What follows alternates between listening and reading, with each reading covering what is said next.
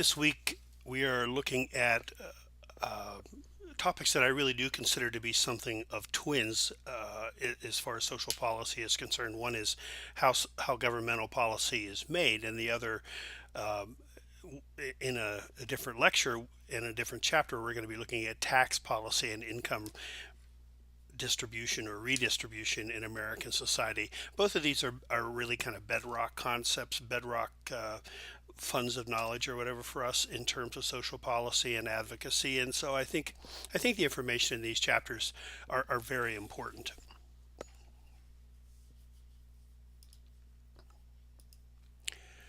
Now, public policy is supposed to reflect the interests of all the citizens, at least to the maximum amount possible. Theoretically, the underclass and the working class and even the middle class, all of those individuals provide input to their elected representatives who carry those desires and those wishes into the legislative chamber for deliberation, perhaps assign those issues that are brought up by constituents to legislative aides who do good research on it and then bring that back to the representative, and then the representative represents the common man, and introduces a bill which may debated in Congress and then may or may not be passed or may not be signed by the president. But this is sort of the way representative democracy, which is what our system of government is. This is the way representative democracy is supposed to work. We're called a republic, and that I think is short for representative democracy. Now, that's the ideal, and of course, as I think we all know, if we pay any attention at all to these things, that this ideal isn't realized, and there are a number of different reasons for this, and here are a few. First of all, the wealthy are much more politically engaged than individuals in the lower socioeconomic groups, and here's some statistics from the last 50 or 60 years in regards to voting that shows that the highest 20% of voters voted 90% of the time, but the lowest 40% of voters only voted somewhere between 50 or 60% of the time. And frankly, that estimate seems optimistic to me, but that's what the statistics show in any event. So essentially, even if you look at voting as being and individual votes as being instrumental in determining, who goes to Congress, and thus, who will represent us. There, even if you look at it and put faith in that alone, you can see that the wealthy class are the ones that are making most of the choices here. Sociology textbook I taught out of once said that it is the wealthy class who selects the candidates for us, and then the lower classes choose among the candidates that the wealthy class has put before us. And with perhaps a few exceptions, in with some grassroots support in the last 50 years, you will look, if you understand presidential politics, for instance, as well as many local elections, you'll find that indeed that's very much the case. That the candidates that we're voting on have a great deal of financial support from large corporations and think tanks and trusts out there. That's for another discussion. Coming up, though, many times public policy making seems so complicated to individuals and so far removed from our daily lives that people just don't want to get involved in it. It takes a long time for an idea to percolate up through the system and to get the consideration it needs to actually become enacted on, and so people lose interest, and sadly that's very true. And many groups, including the lower echelon of the socioeconomic ladder, as well as many minority groups, really aren't in a position to influence policy and have to rely upon others to speak on their behalf.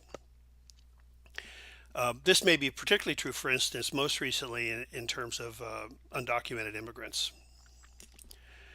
But on the federal and state levels, public policy in the United States, when it is dealt with in a legislative way, is the policy process is engaged in legislative bodies that have two houses of elected officials. The well, in the federal on the federal level, the House of Representatives and the Senate. On the state level, sometimes they're referred to as General Assembly and State Senate or whatever. There's different terms for it, but this is called a bicameral, meaning two rooms, I believe, a bicameral legislative model. And as the text points out, I think it is Nebraska that has a unicameral, only one legislative body, but all the other states have a bicameral process as well as the federal government. And so when an idea does become presented for action, it's referred to as a bill.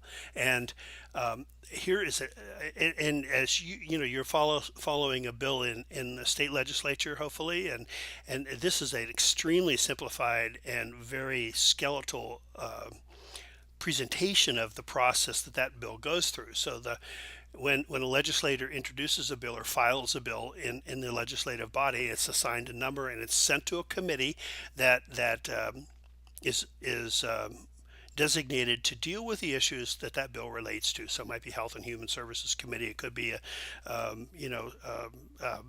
health care committee. It could be defense. Depends upon what the issue is. Sometimes those committees are broken up into subcommittees that have specializations in the larger area. Health and Human Services, for instance, is in the state of Alaska as well as federally is a huge field, and there are many specializations within it. Say, for instance, child welfare and public assistance and public health and those kinds of things. And so there may be subcommittees that really take this bill and they look at it. They have staffers who research the issues related to that bill and bring it back to the subcommittee, and the subcommittee may then act and present it to the full committee, which will vote on whether or not to take that bill to the legislative body eventually. But before then, hopefully, there are public hearings. Now, in public hearings, that's one of the issues that people have with the capital in Alaska being in Juneau is the fact that travel to Juneau is very difficult for most ordinary citizens. Now, Alaska Airlines does a thing. I think they give you a discount during the legislative session to facilitate travel and everything, but still it's expensive. And so that's one of the issues with Juneau being the state capital in Alaska. And if you look at the maps, and this isn't true for the current United States, but if you look at the maps of the states, usually the state capital is located somewhat centrally in the state, geographically speaking. And that tells you a little bit about how it's intended to be, accessed by all people. Now, in Washington, the capital is on the East Coast, and yet at the time that the nation was formed and Washington, D.C. was established, as the capital, we didn't even have the Louisiana Purchase yet. And so that was pretty much the center of the 13 original states, and it's just remained there. Now, some would say air travel and, other modes of transportation kind of make that less important, and perhaps it does. Certainly telecommunications changes things to a certain extent, and usually committee hearings in Alaska are available by teleconference, and if you can't access it any other way, you can go to the local legislative affairs office in your area, and generally speaking, they'll have a conference line set up where you can listen to the committee and provide input if you're scheduled to do so. That is one of the most important areas as far as public input goes to the committee, and to get on the record, to represent your interests or your client's interests. That's a very useful tool to use. Now, again, if you're not there in person, eyeballing the legislator or whatever, some would say that you have less influence, and that's probably true, but at least the teleconferences provide you with some opportunity to provide live input to committee hearings. And so once the public hearings are held and all the public input is perceived, then the committee considers all the other issues related to the bill, and we'll either vote it up or vote it down. And if voted up, then it's sent to the full body, the legislature, the House or the Senate, for floor action and for debate. Once all of that is completed, then, and there are a number of ins and outs on the floor actions that I'm not going to go into. They're mentioned somewhat in the text, and again, that's still fairly skeletal. But there's more detail in the text about this. But once the full body has voted on the bill, then and if it's passed, If the other body in this bicameral process is also considering a similar bill, oftentimes the provisions in the bill that's passed by the other body differ from the ones that are passed by the first. And so it's then referred to a conference committee made up of members of both houses of the legislature to try to work out the details. And once that's done, assuming it's done, it then gets sent back to the original body for approval. Once all that's approved, it's sent to the president or the governor in the in the cases of states for that person's signature. Now he can sign it and make that bill a law, or he can veto it, which essentially says he's not going to approve the bill. Uh, in the case of the president, and I think the same is true for most governors, I'm not positive of this, but if the legislative bodies can override the veto, I think both bodies can override the veto, but it requires, I believe, a two-thirds vote, which in order to pass a law, make a bill a law over the president's veto. And that has happened sometimes. But in our Congress right now, which is so close to 50-50 from election to election, that's something that's very difficult to do. So long and short of it, and that's the short of it, that's how a bill becomes a law. The whole process follows a logical and careful procedure called Robert's Rules of Order. You've no doubt heard of this before, even if you're not familiar with it, but it is about parliamentary procedure. And what it does is it ensures that each matter before the legislative body is given due consideration, and supposedly equal consideration, I suppose. So it's very valuable that way, even though the rules are very obtuse. Um, it's supposed to ensure that all these matters get equal consideration, as I said. But a lot of social policy proposals get lost in this process by a legislative leader that understands the rules of orders and knows how to basically to kill a bill or to kill a proposal by sending it, tabling it or putting it off to the next election. I mean, there's a number of different things, I guess, that the legislators can do. I'm not privy with Robert's Rules of Orders, but I know that individuals can essentially kill a movement or a proposal uh, by using the Robert's Rules of Orders. And so this is one of the points that I think the text makes, and certainly something worth knowing. Being a social advocate, it requires more than having a fire in your belly to bring a matter to the legislature and to get it approved, or to get public support for it, for that matter. We'll touch on that in a second.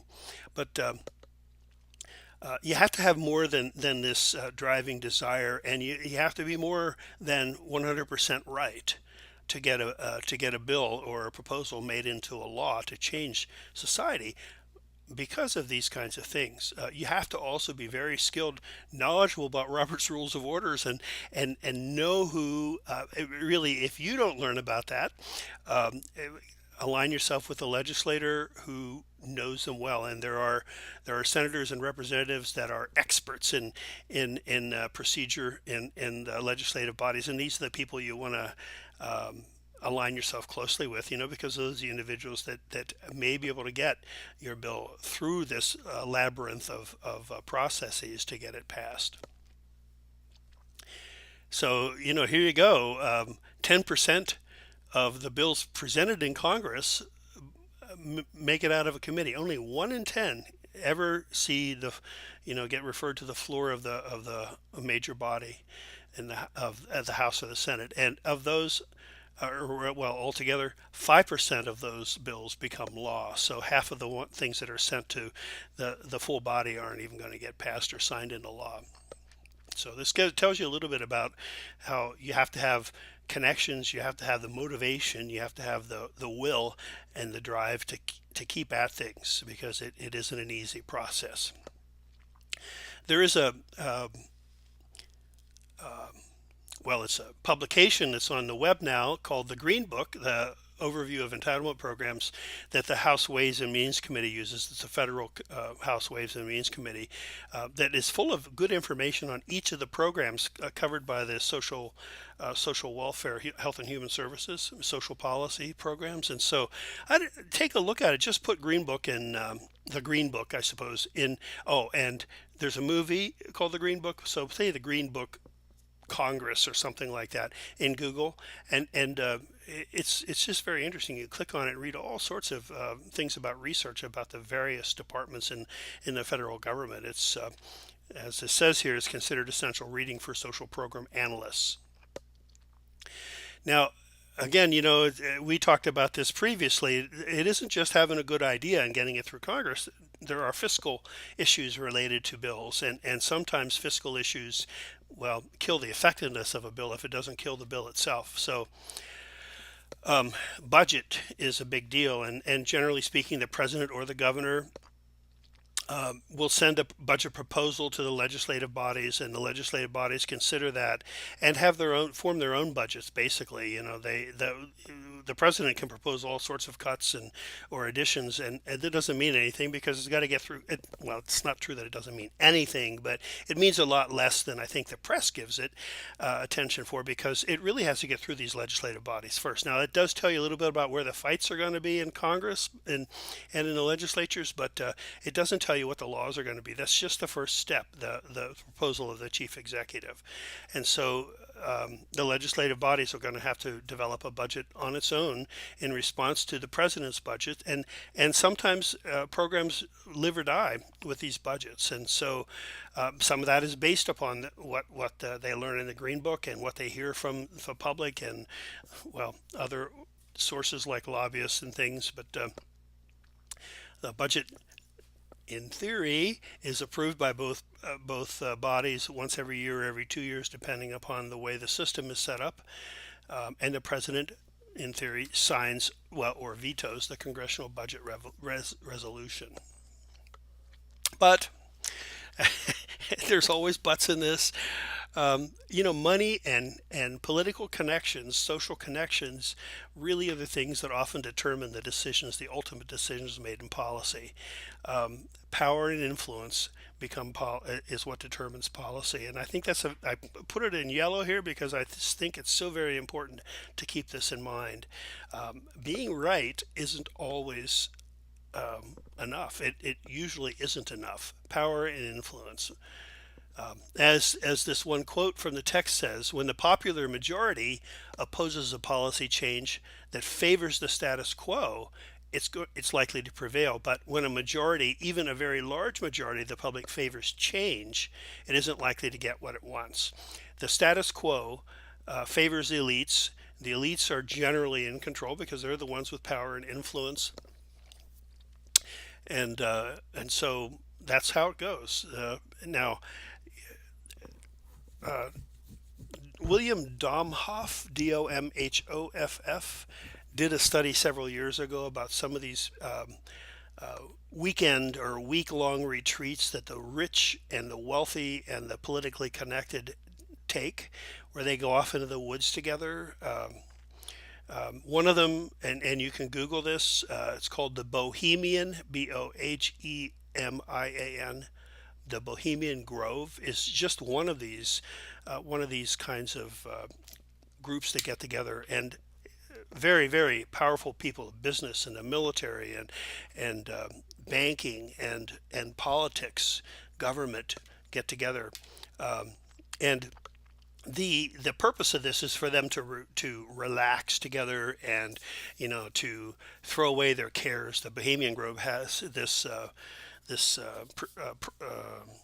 little thing they do called the cremation of care, and if one of the things you're going to Google, if you Google that, you're going to find these kind of outlandish kinds of YouTube videos about almost like the cultish nature of this. And I would take all that drama and set it aside and consider what it really is for, which is for them to get together and get to know each other. And in the process of getting to know each other, big decisions are made, relationships are formed, and connections are made that are going to determine the direction of the government. And Domhoff's article, and originally I saw a shortened version of it in a sociology reader. I used one called The Bohemian Grove and Other Retreats.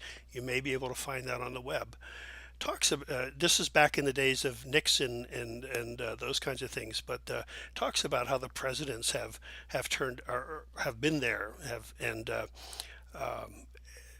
it gives you a sense that really some of the most important decisions in our government, in our lives, is made by this small group of elites, mostly male. I don't know that that's changed much. Perhaps it has now, and that makes you wonder what the vote has to do with public policy. But I don't want to be too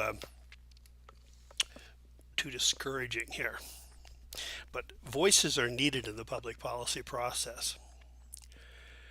So, it kind of follows that you're going to have the most influence when you work in tandem with business elites, people who are powerful in the business and banking industry.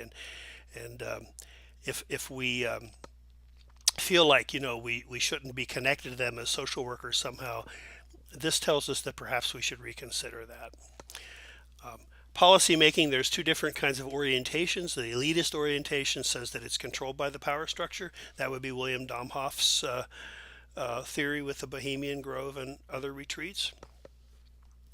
A pluralist orientation suggests that the policy results from trade-offs among interest groups in a democracy, all of which have an equal opportunity to participate. So that, again, that's a theory that I think we're raised to believe that's how policy is made. Reality may be that the elitist orientation is a more accurate perspective. About public policy and about how changes occur in public policy. Again, there are a couple of different ways of looking at this. One of them is the concept of incrementalism, which is that, and I think this is true in most cases, really, that policy shifts are a result of very small changes in the public sphere, bit by bit. And I would suggest that the Affordable Care Act is one example of that. Although it was, and I have it listed as a part of a paradigm shift, and I'll tell you why in a minute. But I suspect that if Barack Obama and his crew had their way during his presidency, we would have single payer health insurance, and if he'd had and he did in the first 2 years, he had a strong Democratic Congress, but there were a number of different reasons why he didn't present this and get the kinds of things he wanted, because he needed more support than the group that he had in Congress at the time, and so in any event, the Affordable Care Act combines private health insurance with a more universal health. It's not anywhere near universal, but a more universal health care insurance program for the nation, so that it satisfies the business people, it satisfies the social activists. It's sort of a compromise, and that's all you can get these days with this particular Congress. So, frankly, I think it's rather miraculous that indeed he even got that much. And as you can see, with all the constant kind of barrage of attacks on the Affordable Care Act, particularly now under the that has occurred since Donald Trump became president, you can see that this is a policy that still is quite unpopular. But the larger changes, these paradigm shifts, sometimes result in social policy in our history because of issues that are going on, such as the Great Depression leading to Social Security, the Welfare Reform Act in the 90s because of the so-called Republican Revolution in the 1994 elections, and the Affordable Care Act in the early part of the 21st century. Now, why this is a paradigm shift, even though I include it as incremental, and the text doesn't refer to it as a paradigm shift, but what we're finding out is as the Republican Congress has attempted to dismantle the Affordable Care Act, public voices are speaking up and telling their elected representatives, no, don't take away the coverage for pre-existing conditions, and no, don't take away the coverage for my kids up until they're 26. And there are other things. And the paradigm shift is, for the first time, many people believe the American public has come to recognize that access to health care should be a right of all citizens, or at least of more citizens. I still don't think they're necessarily concerned about all citizens, but more citizens. There are still millions that are not insured under the Affordable Care Act, and also I'm sure millions who feel that they can't afford the subsidies or the premiums, and that has a lot to do with. Without going into this in detail, I think we'll talk about this later, but the fact that private enterprise, private insurance is still in this whole design. This is the thing that's undermining the profit motive, is undermining this effort. But in any event, there is a paradigm shift in Americans' expectations about health care availability that has occurred, and is probably the reason why Congress, since the end of the Obama administration, has not been able to dismantle and totally repeal the Affordable Care Act. I used to always think when I heard the term populace, because it says this, basically people that are leaders that are representing the people's interest. I used to always think of that more as a left-leaning kind of social worky kind of concept. But populism throughout history generally seems to be considered more with conservative thinkers.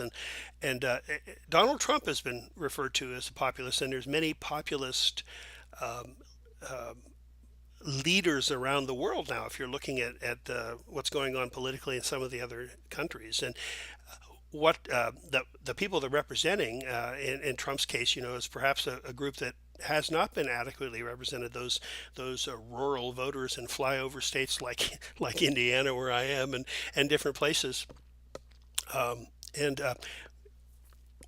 that have felt as though the interests of the elites and of the left that have been dominant, really, well, not so much anymore, but had been dominant after the Social Security Act was passed, and even after the Great Society, even after the Reagan alterations to the system, and tax cut after tax cut ever since, they still feel very much left out. And because there's progression in this is my theory, that there's progression in social issues such as gay marriage, for instance, is same-sex marriage is one of the things that I believe this population feels that they're being left behind, and their interests are just not being represented any longer. And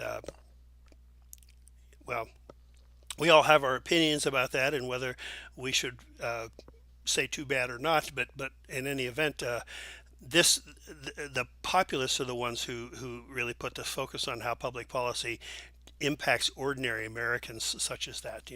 Social activism tends to be traditionally liberal in origins and advocates for the rights of those who are really left out of the political system and left out of the economic system. This is sort of a basic social welfare concept here. This is chapter 1 in my Phyllis Day text, in fact, in my introduction to social welfare. The two perspectives in social welfare, which is the institutional perspective and the residual perspective. The institutional perspective supports the notion that, that of a welfare state, basically, that the federal government should and will continue to expand programs as necessary and fund those programs to aid everybody in society. Now, most people say there's nothing in the Constitution that says the federal government is responsible for social welfare, and therefore they should not be engaged in social welfare, because anything not specifically given to the federal government is the domain of the states, according to the way the Constitution is structured. And that's why you'll see a lot of the conservative leaders, generally Republican leaders, turn as much control over to the state and public welfare as they can, because they think it's a state issue. And frankly, they like to have those those messy topics, off of their plate, because they can't please everybody. The institutional perspective says the federal government should take responsibility for these things, and ever since the New Deal, as we've talked about before, the federal government's had a much larger stake in social welfare. I say that the preamble, the Constitution, says that one of the responsibilities of the federal government is to promote the general welfare, and I don't know what more you need. It's not spelled out in any of the particular articles in the Constitution, but it's there in the preamble. Now, the institutional perspective is favored by liberal thinkers, of course, and the basic message of this is that beneficiaries of any services have a right to that aid, and there really should be no stigma associated with, no means testing to qualify, anything along those lines. There are some social programs with an institutional perspective. First of all, I would say in Alaska, the permanent fund dividend. A lot of people think that's not welfare, but you're getting money and you're not doing anything for it. And it sounds a lot like welfare to me. You don't have any, you haven't made, we haven't made any individual investment that is paying off. We're citizens of the state, and because of that, we get that money. I don't any longer, but you still get that money, and I've always said that's social welfare. But don't say that to people who are, there are a lot of people who would bite your head off if you said that, because it's their right as an Alaskan. That's that's a good example of an institutional perspective on social welfare. Also, veterans benefits, and although vet benefits have been difficult to access, and the VA has been poorly administered lately, generally speaking, veterans are thought to be able to access their benefits without a stigma associated with it. People think, we owe you this much. That's what the institutional perspective is all about. And there are other programs, services for the disabled, for instance, that fall into that category. The residual perspective, which is the thing that most people think about when they think about welfare, says that it's all about individual responsibility. If you need help, you should get it from private agencies or the voluntary sector. Government shouldn't be involved in this. Turning to government assistance should only be done as a last resort, and that is the only time the government, especially the federal government, should be involved in providing care. This is the residual perspective. And of course, conservative thinkers tend to have this particular philosophy. Now, I've been corrected with this, that not all conservatives think like those conservatives, and not all liberals think like the liberals I mentioned a few moments ago. And I think it's chapter 1. It talks a little bit about the difference in the little gradations of conservatism and liberalism that we have these days. Nonetheless, in general, conservatives tend to favor the residual perspective, and this is that beneficiaries are expected to get as little assistance as they need, absolutely the minimum, maybe even a little less, for as short as time as possible. And they have to prove that they're eligible for this. They have to prove that they need it. And there is a lot of stigma associated with this, and that's something I'm sure I don't have to tell any of you. So you see, there's the social welfare programs in America. This is more of a continuum than a either or kind of thing. And so there's the institutional end of the continuum, the residual end of the continuum, and some gradations in between. And if we really sat down together, we could place programs on this continuum, and you get a good idea where the stigma is associated and where it isn't, and what you have to really prove you need and what you don't have to prove. Now, this chapter talks a little bit about social stratification, and we're going to talk more about the impact of social stratification when we get into the chapter on tax policy and income distribution. But we often hear about the lower class, the middle class, and the upper class, and the sort of the 3 layers of socioeconomic status, and actually 6 or 7 layers is kind of more what we usually see. And here's an example of this has 6 layers of socioeconomics in America breakdown. When you talk about the 1%, you're really talking about the wealthy, and there are all sorts of it's very interesting, if you really are interested in what effect this has, because it's not only how much money you have and what kind of house you can buy, or if you can drive a car or not, and whether you have a job or not. It's also these social classes have been demonstrated to have an impact, for instance, on parenting styles and on the value of education, and whether or not you vote. We talked about this at the first slide in this. I talked about this in the first slide in this presentation. That Most studies show that the lower on this ladder that you are, the less likely you are to vote, and because you don't believe that there's a point to it. You don't see that you gain benefit from involvement in elections and things like this. So there's a number of different let's say sociological issues that are associated with social stratification as well. But for the purposes of this discussion, really we're focusing on economics, I think. And as this text says, another thing is how much influence you have on the environment. And it isn't just about your vote. Remember, power and influence equals policy, right? It has to do with also what kind of influence you have on things. And the higher in the ladder, the more influence you have on your environment. And the lower groups have almost no influence on their ladders and are the ones rather on policy. And they tend to be the recipients of the benefits. And the fact that they're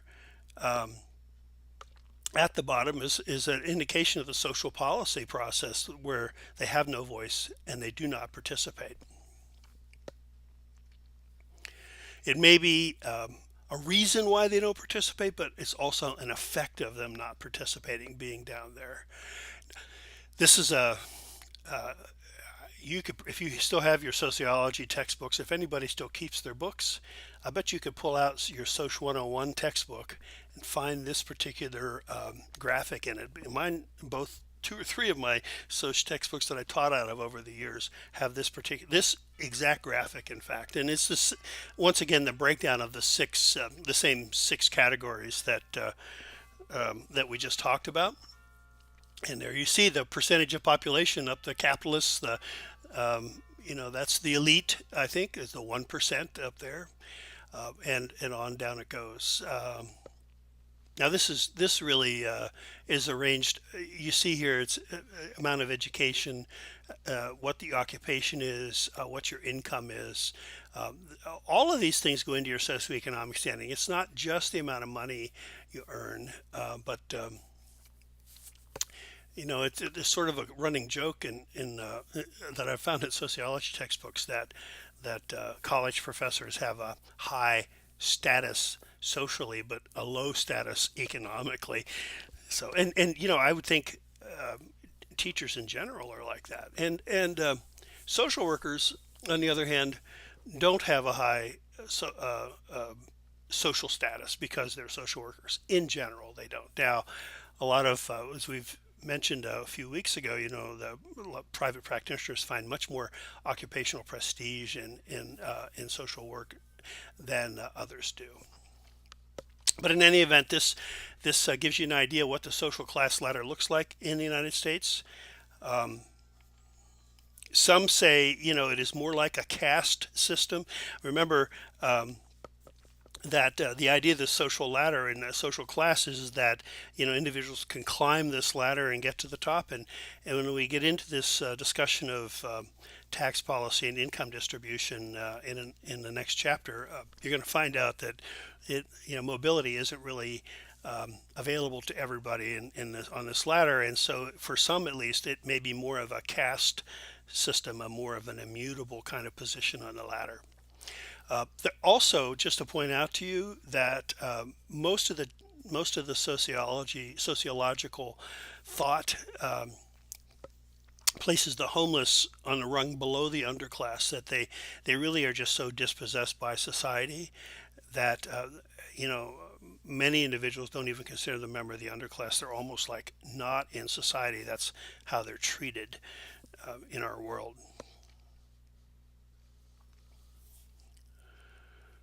We like to think that Congress, that our representatives go there during the campaign, I'm going to do this and I'm going to see to that and I promise you this, and that they're going with all these ideals and they're going to carry that banner and, introduce those bills and get it passed and forward thinking kinds of things. And indeed, Congress reacts much more than it is proactive, and it reacts to social issues, and our representatives really don't know that much about most of the social issues, and so they depend on experts to assess social conditions and develop policy options. And a lot of times who they turn to are university research centers and public policy think tanks. UAA has the Institute for social research, I think it is, ISR, is one of those research centers that I think hopefully our legislators in Juneau, listen closely to what they have to say. And of course, most people think that universities are liberal think tanks, and some perhaps take input from universities more than others. But generally speaking, universities, those individuals believe that they're researching things without an agenda. Now, think tanks, public policy think tanks, have been mentioned in other chapters, and are mentioned here again. They range from liberal leaning to conservative leaning, and these think tanks are becoming increasingly important as well, providing position papers and I guess advocacy with our elected officials as well.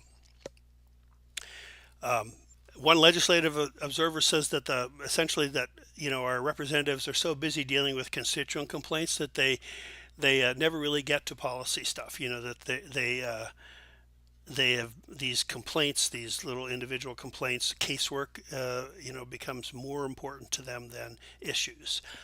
Uh, getting somebody into the army, or seeing to it that whatever those we complain about to our legislators when we feel we're denied something by a government agency. So the ones who do the research are the ones who really probably are the experts on policy issue aren't the legislators, but they're the people, the staff that work on committees and subcommittees, and perhaps for the legislator themselves. They're the ones that get out, they get assigned to research these issues and dig around and find out what's going on. And so just a kind of a tip for you, if you're looking to find somebody who knows what they're talking about in any kind of legislative body, it might be useful to talk to the staffers, the legislative staffers and committee staffers, and see what they have to say about things, because they may be more in the know than your leaders are. Something to think about, by the way, for your policy analysis projects. I mentioned already the importance of committee hearings, and that this is advocacy groups. That's one of those places where they usually make it a point to offer testimony during those hearings. So it's really the one place in this, other than individual contacts with your legislators or staffers. I mean, this is the one place where the public input really emerges in the policy process. Now, one of the things that confounds the whole democratic process is the existence of lobbyists and political action committees, PACs. Lobbyists and PACs, these are paid representatives for special interests.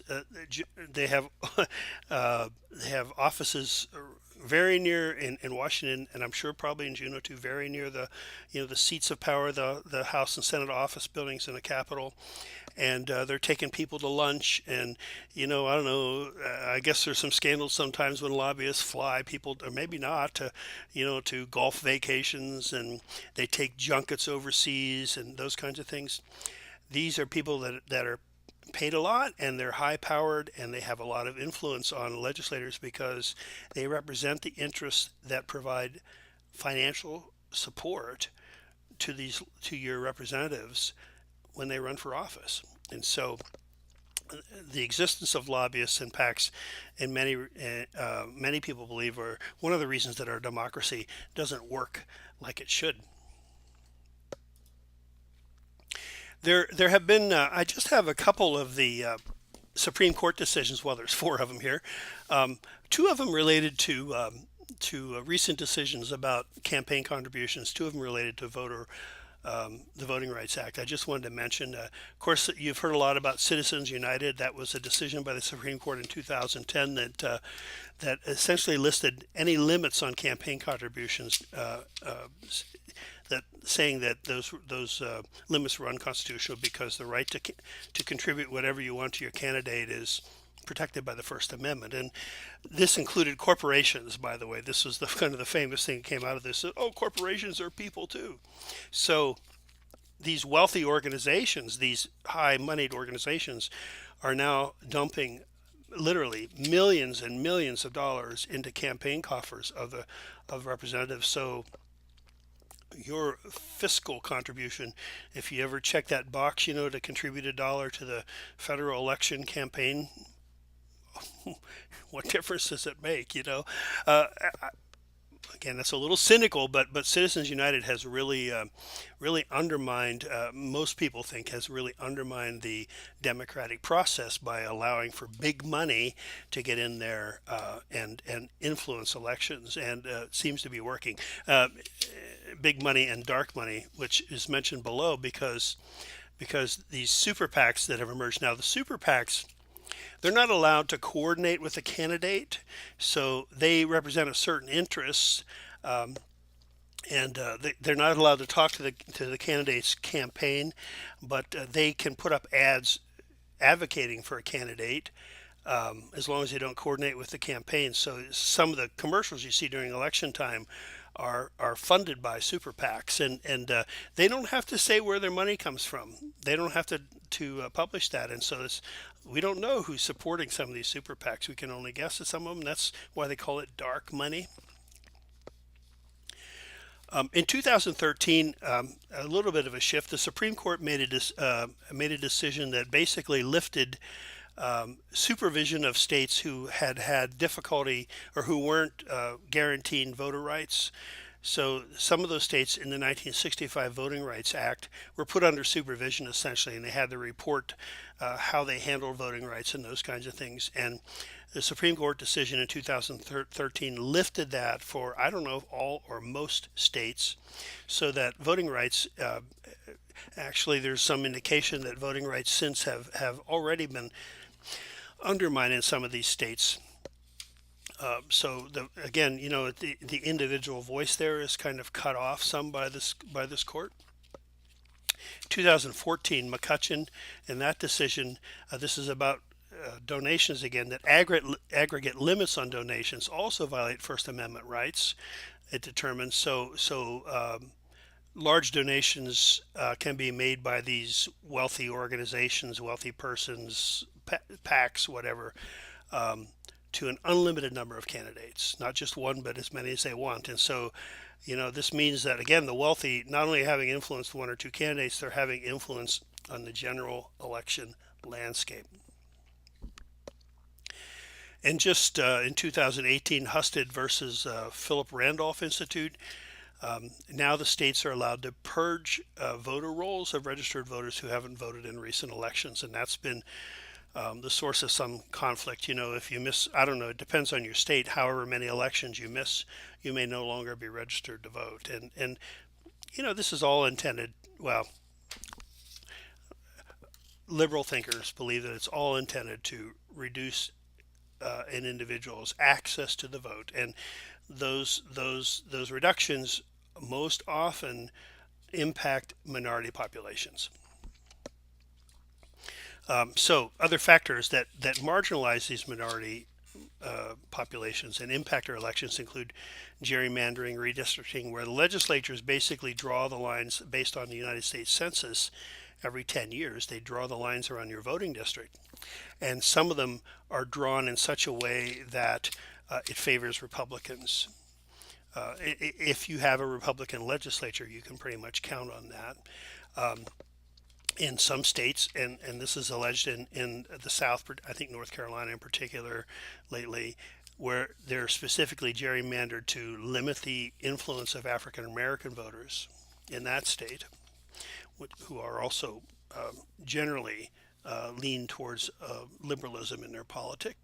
And so the bulk of this is one of the reasons why the questions about the U.S. Census are so very important, because getting minority individuals, again, don't trust the government, don't have the investment in the government because they don't see the government really working for them, and so they may not participate in the census, and this is one reason why it's so very, very important for everybody to participate fully in the census, and so that we know the true account of our of our population and who's where. And again, any attempt to discourage people from participating in the census, again, discourages funding and votes. Example, the debate over the 2020 census and whether or not individuals are going to be required to identify whether they're a legal citizen or not. It's going to discourage a lot of people from even registering in the census. The proposal for gerrymandering, by the way, has most recently been that either bipartisan or nonpartisan committees or should be state by state be designing these election districts, and it is a state decision. And so some states have begun doing that. Pennsylvania recently, I think, enacted that, and it caused quite a shift in their representation in the federal Congress, in the House. Voter ID laws. Everybody says, "What's the big deal? You know, why can't you just go get an ID?" Costs money, it requires transportation, it requires knowledge of the system and where to go. And these are things that white middle class people know all about this stuff. Generally, have the funds for that. Minorities don't always have that access, and so again, you reduce minority participation in elections with those kinds of laws. It is something similar to before the civil rights movement in the 60s, where individuals were required to pay a fee, a tax, in order to vote. And of course, those Supreme Court decisions that have begun to back away from the Voting Rights Act of 1965, including the two that I mentioned above.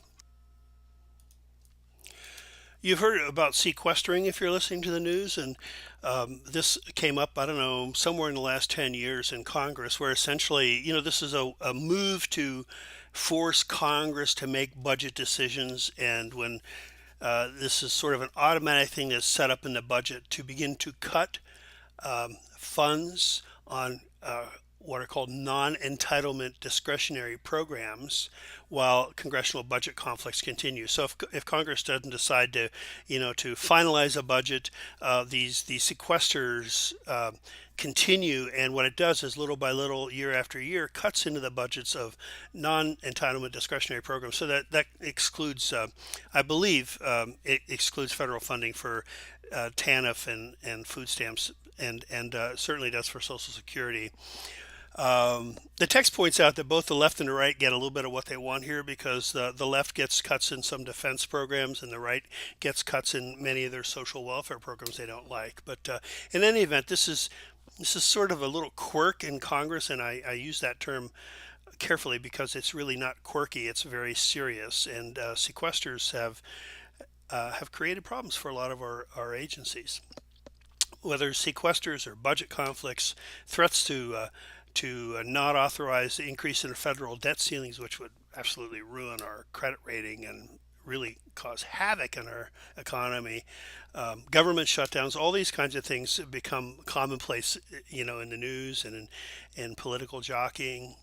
And it just pushes our country further and further into this polarized atmosphere that we've grown very used to. And I want to tell you, particularly for those of you who are in a younger generation than I, this is not necessary. This partisan bickering, this refusal to compromise and cooperate. This is not how Congress worked while I was growing up. And there have been periods of time, particularly I think like around the time of the Civil War and after the Civil War during Reconstruction, there have been periods of time where this kind of partisanship has occurred. And this is what gives me hope, is that we moved out of that. We got past it somehow, and it's worth going back in history and finding out how, because that's what's going to have to happen now probably.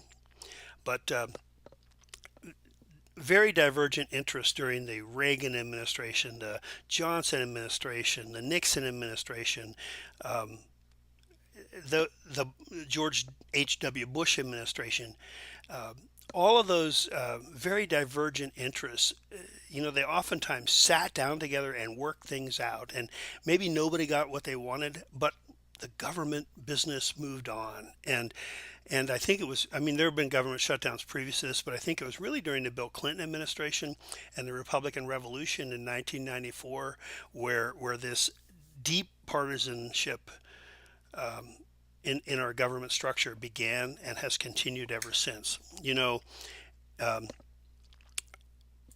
a lot of conflict about the fact that both in 2000 and in 2016, the Democratic candidate won the popular vote, but the Electoral College gave the election, well, in 2000, maybe the Supreme Court gave the election to the Republican candidate. Okay, George W. Bush in 2000 and Donald Trump in 2016. That certainly doesn't help the partisan divide at all, but there may be good reasons for the Electoral College that we can talk about sometime if you'd like. But um, nonetheless, Congress has been really kind of bickered the implementation of the Tea Party in 2010, and perhaps now the Bernie wing on the left and the Tea Party on the right, these uncompromising kind of positions on social issues. Compromise is necessary for social progress to occur.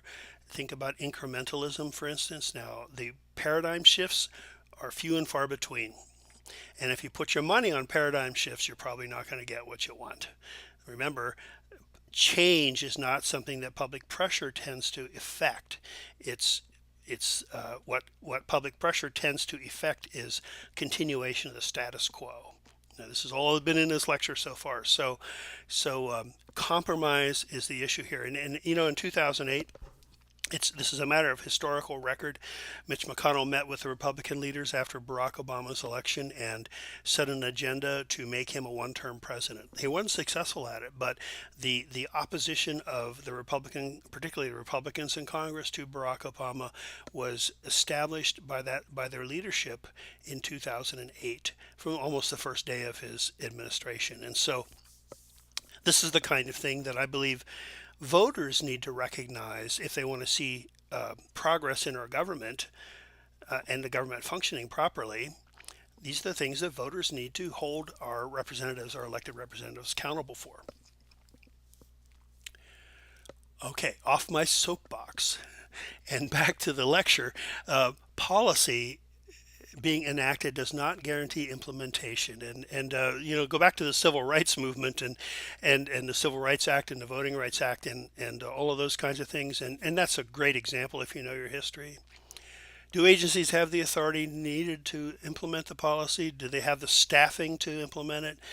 Is the funding there? Oftentimes, again, if there's a fiscal note attached, you got to make sure that the fiscal note, the expenses, the costs are going to be covered, and that the administrative structures are in place for your policy to actually be implemented. Is the public support in place? Because if the public's not behind a policy, the odds are, especially a change in policy, odds are it's not going to be successful. So this pendulum swing that Phyllis Day talks about in her textbook on social welfare, and that I've mentioned many times, this pendulum swing in public policy has got a lot to do with the public ambivalence about government and the institutions of government. And because of that, our public programs are vulnerable to this and oftentimes get cut. When they get cut, then what happens eventually in historical perspective, and we see this all, over and over and over again throughout the 20th century history, progressive era, the changes after a period of terrible economic division, the New Deal coming after the Great Depression, the collapse of the stock market, civil rights movement and the Great Society occurring after the strife of the civil rights movement, and those kinds of things. Perhaps the Reagan Revolution, in the 80s. I don't know. Maybe the election of Donald Trump, again as a reaction to social change. But in any event, at least those first three that I mentioned, really, when programs are cut, there's an escalation in the social problem, and the public becomes there's a lot of public unrest, and at its extreme, a threat of rebellion. And so what the government tends to do then is to put programs back in place to quiet everybody down until everything settles down, and then once again programs begin to get cut. This is that pendulum swing. Even the evaluation of public programs by government agencies and the private research firms and universities get questioned and are mistrusted by the public because of their fear of what the government is doing. Our system is structured in such a way that the lower socioeconomic groups' lack of influence is for all intents and purposes, is built in.